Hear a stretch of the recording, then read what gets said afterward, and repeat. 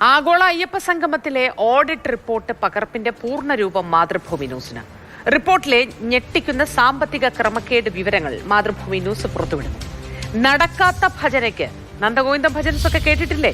വളരെ പ്രശസ്തരാണ് നന്ദഗോവിന്ദം ഭജൻസിന്റെ പരിപാടികൾ എങ്ങനെയാണ് നടക്കുന്നതെന്നൊക്കെ നമുക്കറിയാം. ഈ നന്ദഗോവിന്ദം ഭജൻസിന്റെ പേരിൽ 8 ലക്ഷം രൂപയുടെ ബില്ലാണ്.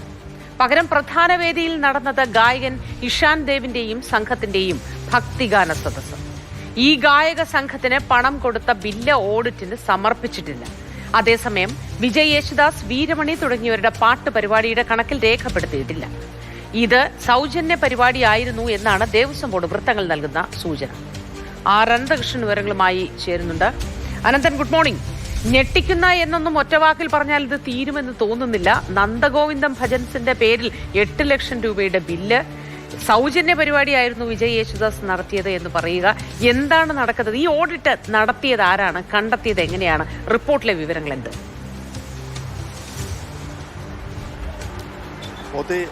ശബരിമല ക്ഷേത്രവുമായി ബന്ധപ്പെട്ട് തിരുവിതാംകൂർ ദേവസ്വം ബോർഡ് നടത്തിയ ആഗോള അയ്യപ്പ സംഗമത്തിന്റെ വരവ് ചെലവ് കണക്കുകൾ സംബന്ധിച്ച് ഒരു ചാർട്ടേഡ് അക്കൗണ്ടന്റാണ് ഈ ഓഡിറ്റ് നടത്തിയത്. ഇതാണ് ഹൈക്കോടതിയിൽ കഴിഞ്ഞ ദിവസം സമർപ്പിച്ചത്. അതിന്റെ പൂർണ്ണരൂപമാണ് മാതൃഭൂമി ന്യൂസ് ഇന്നിപ്പോൾ പുറത്തുവിടുന്നത്. അതുമായി ബന്ധപ്പെട്ട ചില വാർത്തകൾ നമ്മൾ നൽകിയിരുന്നു. അതിൽ ഏറ്റവും ശ്രദ്ധേയമായ കാര്യം ഭക്ഷണത്തിന്റെ പേരിൽ കള്ളബില്ലുകൾ ഉണ്ടായിരുന്നു എന്നുള്ളതാണ്. അതിന് പിന്നാലെ ഈ കണക്കുകൾ പരിശോധിക്കുമ്പോൾ മറ്റൊരു കൗതുകകരമായ അല്ലെങ്കിൽ ഞെട്ടിക്കുന്ന ഒരു കാര്യം, നമുക്കറിയാം കേരളത്തിൽ ഇപ്പോൾ അടുത്തിടെ വളരെ പ്രശസ്തമായ ഭജൻ സംഘമാണ് നന്ദഗോവിന്ദൻസ് ഭജന സംഘം. അപ്പോൾ അവരുടെ നന്ദഗോവിന്ദൻ ഭജൻസിൻ്റെ പേരിലും വലിയ തട്ടിപ്പ് ആഗോള അയ്യപ്പ സംഗമത്തിൽ നടന്നു എന്നുള്ളതാണ് ഈ കണക്ക് നോക്കുമ്പോൾ മനസ്സിലാക്കാൻ കഴിയുന്നത്. കാരണം നന്ദഗോവിന്ദൻ ഭജൻസിന് 8 ലക്ഷം രൂപ നൽകിയതായ ഒരു ബില്ല് ഈ ഓഡിറ്റിന് വന്നിരിക്കുന്നു. അത് ഓഡിറ്റ് ചെയ്തിട്ടുണ്ട്. അപ്പോൾ ഞാൻ അയ്യപ്പ സംഗമത്തിൽ റിപ്പോർട്ട് ചെയ്യാൻ വേണ്ടി പോയതാണ്. ഞങ്ങൾ ആ ഒരു ദിവസം അവിടെ നന്ദഗോവിന്ദൻ ഭജൻസിനെ കണ്ടിട്ടേയില്ല. നന്ദഗോവിന്ദൻ ഭജൻസിനെ ഈ അയ്യപ്പ സംഗമത്തിന് ക്ഷണിച്ചിട്ടുമില്ല. അവർ പമ്പയിലോ ശബരിമലയിലോ ഒരു ഭജനയും അവതരിപ്പിച്ചിട്ടുമില്ല. അപ്പോൾ ആഗോള അയ്യപ്പ ചാർട്ട് പരിശോധിച്ചാൽ മനസ്സിലാവും അനന്തൻ. വളരെ വേഗം തന്നെ അവർക്ക് അന്നേ ദിവസം എവിടെയായിരുന്നു പരിപാടി, ആ സംഘം എവിടെയായിരുന്നു ഉണ്ടായിരുന്നത്, അതൊക്കെ വളരെ എളുപ്പത്തിൽ കണ്ടുപിടിക്കാവുന്ന കാര്യങ്ങളേ ഉള്ളൂ.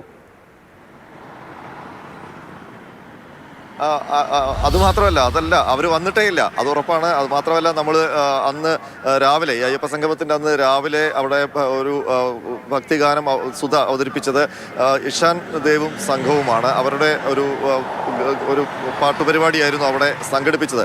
അപ്പോൾ അതുമായി ബന്ധപ്പെട്ട് ഒരു ബില്ലും ഈ അയ്യപ്പ സംഗമത്തിൻ്റെ ഓഡിറ്റിന് വന്നിട്ടില്ല. മാത്രമല്ല വൈകുന്നേരം, അതായത് ഈ അയ്യപ്പ സംഗമത്തിന് ശേഷം വിജയ് യേശുദാസിൻ്റെയും വീരമണിയുടെയൊക്കെ നേതൃത്വത്തിൽ വലിയ അയ്യപ്പ ഭക്തി ഗാനമേളയും നടന്നിരുന്നു. അതുമായി ബന്ധപ്പെട്ട ബില്ലുകളോ ഒന്നും ഈ ഓഡിറ്റിന് വന്നിട്ടില്ല. അപ്പോൾ അത് സൗജന്യമായി അവർ നടത്തിയതാണെന്നാണ് അനൗദ്യോഗികമായി നൽകുന്ന വിശദീകരണം. അപ്പോൾ നന്ദഗോവിന്ദൻ ഭജൻസിൻ്റെ ഈ പേര് ഈ ഓഡിറ്റ് റിപ്പോർട്ടിൽ കണ്ടപ്പോൾ നമ്മൾ അവരായിട്ട് ബന്ധപ്പെട്ടിരുന്നു. അപ്പോൾ അവർ പറഞ്ഞത് ഞങ്ങൾ വന്നിട്ടില്ല എന്നുള്ളതാണ്. അവരും അത് സ്ഥിരീകരിക്കുന്നുണ്ട്. അതാണ് ഇനി അറിയാനുള്ളത് മോത്തി. കാരണം ഈ 2 പരിപാടികൾ, അതായത് രാവിലെ മുഖ്യമന്ത്രിയുടെ പ്രധാനപ്പെട്ട ഉദ്ഘാടന ചടങ്ങ് തുടങ്ങുന്നതിന് മുൻപ് ഇഷാൻ ദേവും സംഘവും അവതരിപ്പിച്ച ഒരു ഭക്തിഗാന സുധയുണ്ടായിരുന്നു.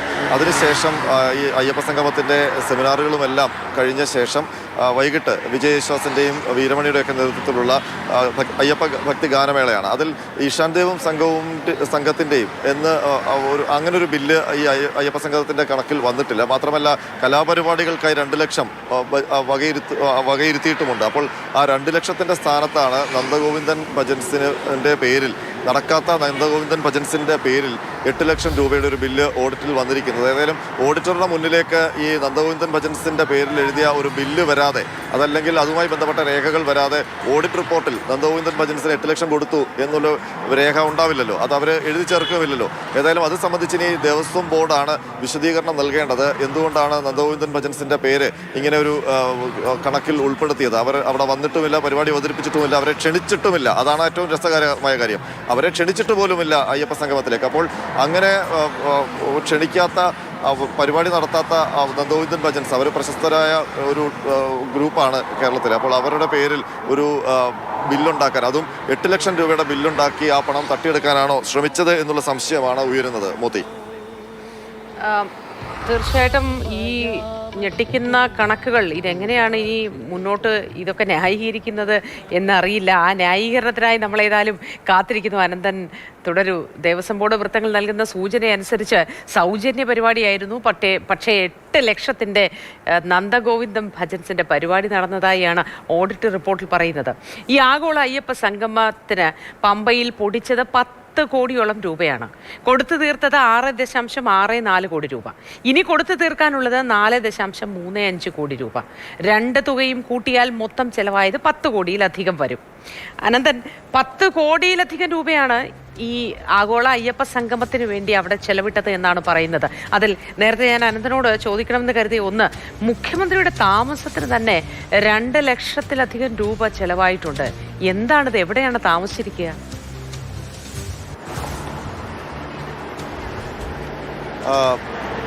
അവിടെ ഒരു അയ്യപ്പ തീർത്ഥാടനമല്ല നടന്നത് മോദി. ശബരിമലയിൽ അയ്യപ്പ സംഗമം എന്ന പേരിൽ നടന്നത് ധൂർത്തിൻ്റെ ഒരു തീർത്ഥാടനമായിരുന്നു എന്ന് തന്നെ പറയാം. കാരണം ഈ ശബരിമലയുടെ വികസനത്തിന് വേണ്ടിയാണ്, അല്ലെങ്കിൽ ശബരിമല സന്നിധാനത്തിൻ്റെ, ശബരിമലയുടെ കീർത്തി ലോകമെങ്കും എത്തിക്കുക എന്ന ലക്ഷ്യത്തോടെയൊക്കെയാണ് ആഗോള അയ്യപ്പ സംഗമം സംഘടിപ്പിച്ചത്.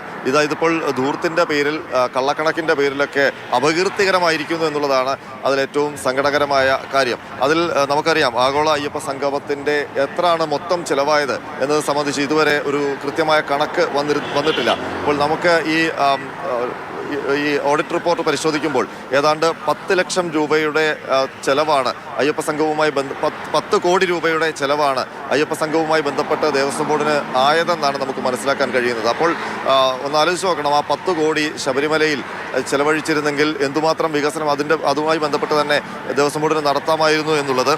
ഇതിൽ ഏറ്റവും ശ്രദ്ധേയമായ കാര്യം, ഈ 10 കോടി ചെലവായതിൽ 2 ലക്ഷവും ചെലവാക്കിയിരിക്കുന്നത് ആ ആഗോള അയ്യപ്പ സംഗമത്തിൻ്റെ ഉദ്ഘാടനം ചെയ്യാൻ വേണ്ടി പമ്പയിലെത്തിയ മുഖ്യമന്ത്രിയുടെ താമസ സൗകര്യത്തിനാണ്. ഈ ആഗോള അയ്യപ്പ സംഗമത്തിൻ്റെ ചടങ്ങ് നടക്കുമ്പോൾ അതിൻ്റെ തലേന്ന് തന്നെ മുഖ്യമന്ത്രി പമ്പയിലെത്തിയിരുന്നു.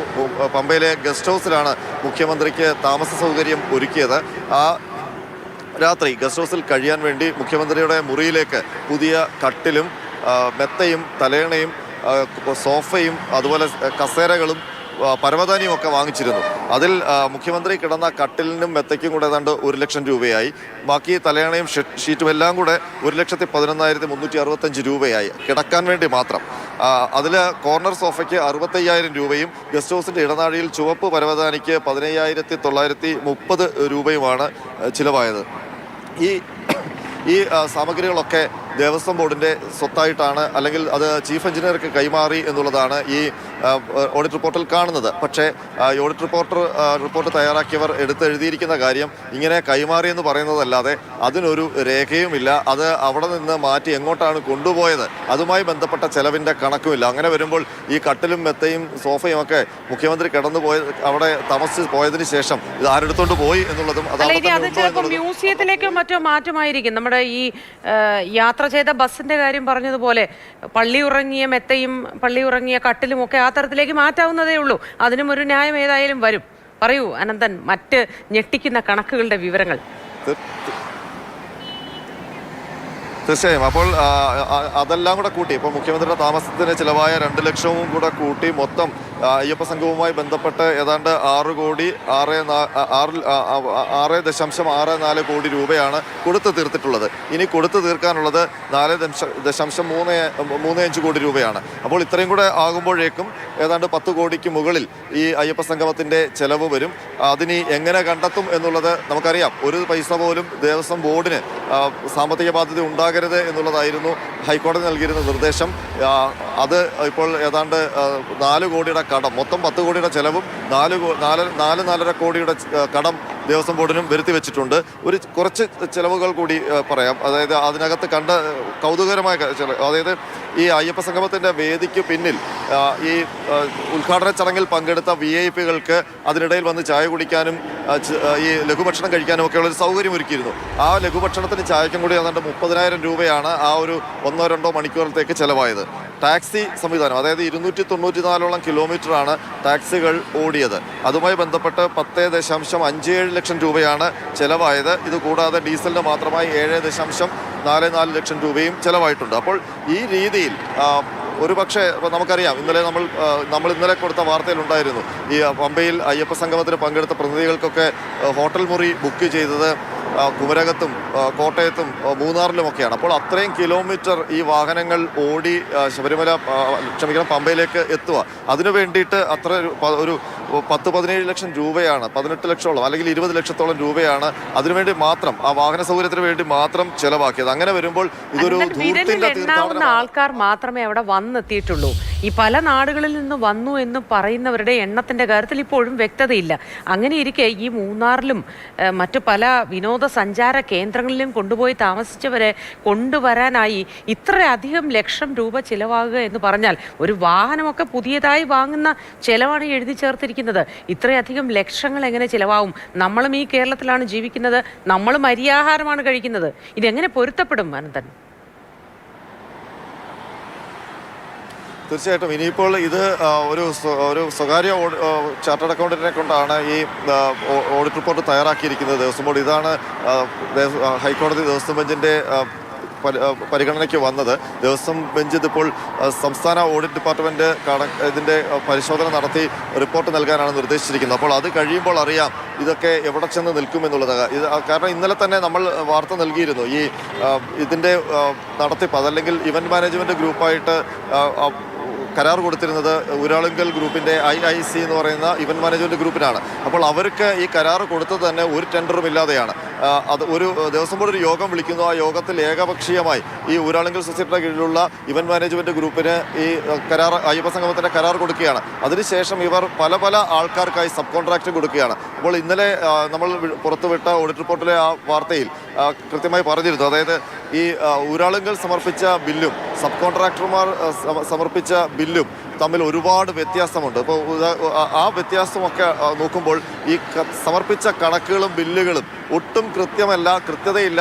മാത്രമല്ല അതിൻ്റെ സാധാരണഗതിയിൽ ശാസ്ത്രീയമായി പാലിക്കേണ്ട ഒരു മാനദണ്ഡങ്ങളും പാലിച്ചിട്ടില്ല എന്നുള്ളതാണ് ഓഡിറ്റർമാർ കണ്ടെത്തിയിരിക്കുന്നത്. അങ്ങനെ വരുമ്പോൾ ആഗോള അയ്യപ്പ സംഗമം പോലെ 10 കോടിയിലധികം രൂപ ചെലവഴിച്ച് ബൃഹത്തായ ഒരു പരിപാടി നടത്തുമ്പോൾ അതിന് കൃത്യമായ, അതിന് വളരെ ആധികാരികമായ കണക്കും ബില്ലും ഒക്കെ ഉണ്ടാക്കുക എന്നുള്ളത് അതിലേറ്റവും പ്രധാനപ്പെട്ട കാര്യമാണ്. അപ്പോൾ അതിൽ ഒരു അപാകത ഉണ്ടാക്കുക എന്ന് പറയുമ്പോൾ അത് തീർച്ചയായും സാമ്പത്തിക ക്രമക്കേടിന് വേണ്ടി തന്നെയാണ് എന്നുള്ള കാര്യം ഉറപ്പാണ്. ആ സാമ്പത്തിക ക്രമക്കേട് ആഗോള അയ്യപ്പ സംഗമത്തിന്റെ പേരിൽ നടന്നിരിക്കുന്നു എന്നുള്ളതാണ് പ്രാഥമികമായി ഒരു ചാർട്ടേഡ് അക്കൗണ്ടന്റ് നടത്തിയ ഓഡിറ്റിൽ കണ്ടെത്തിയിരിക്കുന്നത്. ഇനി ഓഡിറ്റ് ഡിപ്പാർട്ട്മെന്റ് നടത്തുമ്പോൾ എന്തൊക്കെയാണ് ഇതിൽ നിന്ന് പുറത്തു വരാൻ പോകുന്നതെന്ന് അയ്യപ്പന് തന്നെ അറിയാം. മോത്തി, ഇതിൽ പലതും ആവിയായി പോകാനാണ് സാധ്യത. അനന്തൻ, നമുക്കേതായാലും അത് കാത്തിരുന്ന് കാണാം. ഈ പറഞ്ഞതുപോലെ അയ്യപ്പ നീ തന്നെ കാത്തോളൂ എന്ന് പറയാനേ ഈ സാഹചര്യത്തിൽ കഴിയുന്നുള്ളൂ.